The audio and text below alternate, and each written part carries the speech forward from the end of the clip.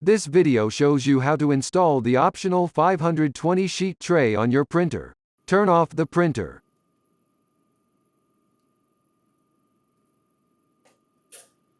Open the front door, and then turn off the power switch.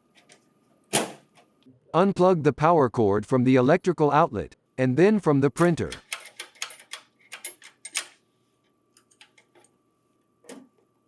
Open the box.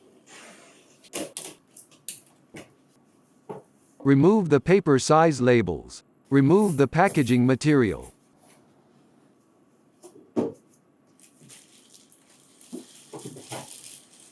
Unpack the tray.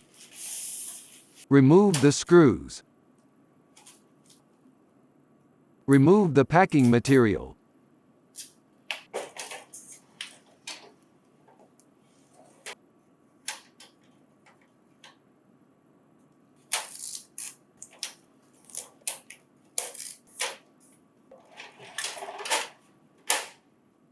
Align the printer with the tray, and then lower the printer into place.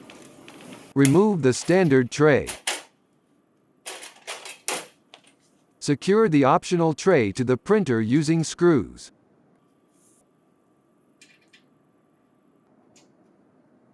Insert the standard tray. Remove the connector cover from the rear of the printer. Insert the tray cable to the port, and then attach the connector cover. Attach the rear locking bracket.